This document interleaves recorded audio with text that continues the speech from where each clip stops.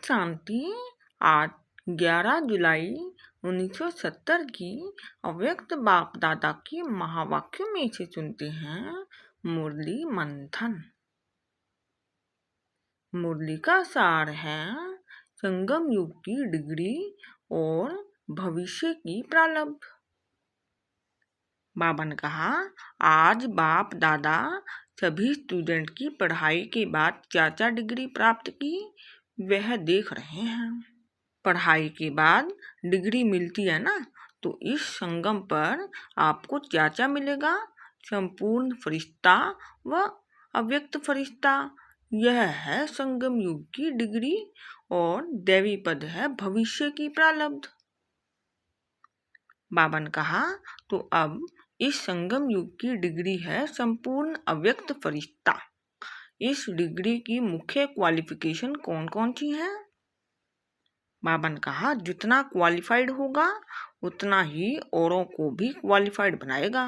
जितना क्वालिफाइड जो होगा वह बनाएगा क्वालिटी, और जो नहीं होगा वह बनाएगा क्वांटिटी। तो आज बाप दादा देख रहे हैं कि कहाँ तक नॉलेजफुल और नॉलेजफुल के साथ फेथफुल, सक्सेसफुल, पावरफुल और सर्विस एबल कहाँ तक बने हैं। इतनी क्वालिटी अगर सभी में आ जाए तो फिर डिग्री मिल जाएगी।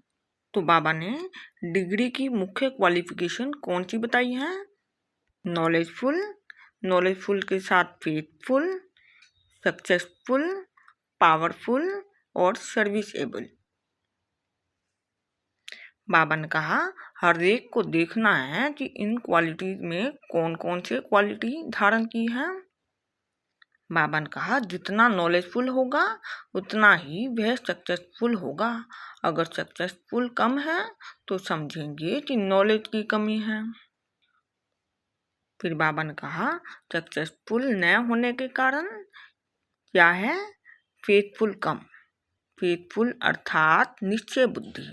एक तो अपने में फेथ, दूसरा बाप दादा में, तीसरा चर परिवार की आत्माओं में फेथफुल होना पड़ता है। बाबा ने कहा, जितना फेथफुल बनकर निश्चय बुद्धि होकर कोई कर्तव्य करेंगे तो निश्चय बुद्धि की विजय अर्थात फेथफुल होने से सक्सेसफुल हो ही जाता है। उसका हर कर्तव्य, हर संकल्प, हर बोल पावरफुल होगा। बाबा ने कहा, अगर डिग्री को प्राप्त नहीं करते तो धर्मराजपुरी में बंद होने की डिग्री निकलेगी। इसलिए पुरुषार्थ करके डिग्री लेनी है। बाबा ने कहा, सदैव चेक करो कि कहाँ तक क्वालिफाइड हुए हैं। क्वालिटी के पीछे फुल शब्द भी है, फेथफुल, पावरफुल, नॉलेजफुल। तो इस रीति से सभी गुणों को फुल है, तब डिग्री मिलेगी।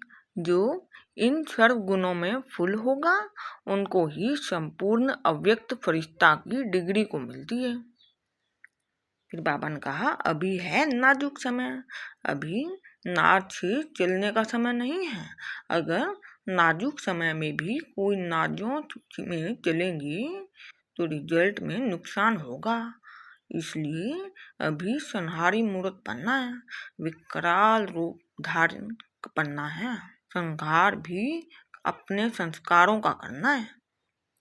बाबा ने कहा, इस समय अपने विकर्मों पर विकराल रूप धारण कर 1 सेकंड में भस्म करने का है। बाबा ने कहा, शंकर के लिए कहते हैं ना कि 1 सेकंड में आंख खोले और विनाश।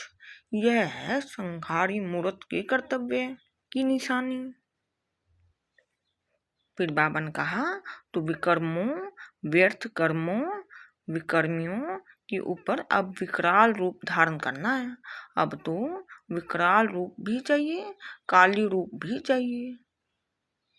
फिर बाबा ने कहा, अब स्नेह को समाना है, शक्ति रूप को प्रत्यक्ष करना है।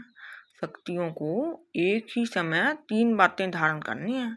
एक तो मस्तक में मातृ स्नेही का गुण, रूप में रूहानियत और वाणी में वर्ड्स। एक एक बोल विकर्मों को खत्म करने का हो। बाबा ने कहा, शक्तियों की नजर से विकर्मियों आत्माएं कंपायमान होंगी अपने विकर्मों से। तो अब संहारकारी बनो और जल्दी जल्दी संहार करो। फिर बाबा ने कहा, मास्टर ब्रह्मा बने, पालना की, श्रृंगार किया, लेकिन अब पाठ है संहार का। शक्तियों के अलंकार और शक्तियों की ललकार और शक्तियों की किस कार्य का गायन है? घुंघरू की अहंकार।